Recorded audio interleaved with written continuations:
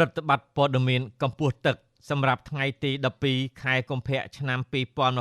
2026តាមបណ្ដាស្ថានីយជលសាស្ត្រ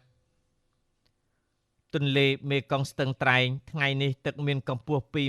2.86 សង់ទីម៉ែត្រខ្ពស់ជាងថ្ងៃម្សិលមិញ 2 សង់ទីម៉ែត្រកម្រិតកម្ពស់ប្រុងប្រយ័ត្ន 10.70 សង់ទីម៉ែត្រទន្លេមេគង្គក្រចេះថ្ងៃនេះទឹកមានកម្ពស់ 7.77 សង់ទីម៉ែត្រទាបជាងថ្ងៃម្សិលមិញ 8 សង់ទីម៉ែត្រកម្រិតកម្ពស់ប្រុងប្រយ័ត្ន 22 ម៉ែត្រទន្លេមេគង្គកំពង់ចាមថ្ងៃនេះទឹកមានកម្ពស់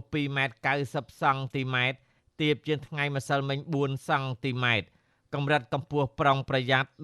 15.20 សង់ទីម៉ែត្រទន្លេបាសាក់ចតុមុខថ្ងៃនេះទឹកមានកម្ពស់ 2.35 សង់ទីម៉ែត្រខ្ពស់ជាងថ្ងៃម្សិលមិញ 5 សង់ទីម៉ែត្រកម្រិតកម្ពស់ប្រុងប្រយ័ត្ន 10.50 សង់ទីម៉ែត្រទន្លេមេគង្គអ្នកលឿងថ្ងៃនេះទឹកមានកម្ពស់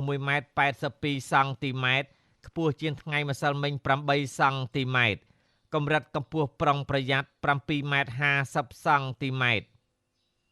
ទន្លេបាសាក់កោះខែលថ្ងៃនេះទឹកមានកម្ពស់ 2.24 សង់ទីម៉ែត្រខ្ពស់ជាងថ្ងៃម្សិលមិញ 4 សង់ទីម៉ែត្រកម្រិតកម្ពស់ប្រុងប្រយ័ត្ន 7.90 សង់ទីម៉ែត្រទន្លេសាបព្រែកក្តាមថ្ងៃនេះទឹកមានកម្ពស់ 1.68 សង់ទីម៉ែត្រទាបជាងថ្ងៃម្សិលមិញ 4 សង់ទីម៉ែត្រកម្រិតកម្ពស់ប្រុងប្រយ័ត្ន 9.50 សង់ទីម៉ែត្រ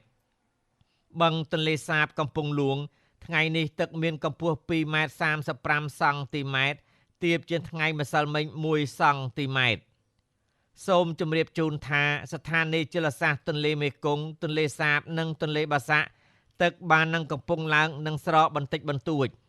ការផ្សាយរបស់ក្រសួងធនធានទឹកនិងឧតុនិយមថ្ងៃទី12ខែកុម្ភៈឆ្នាំ2026សូមអរគុណ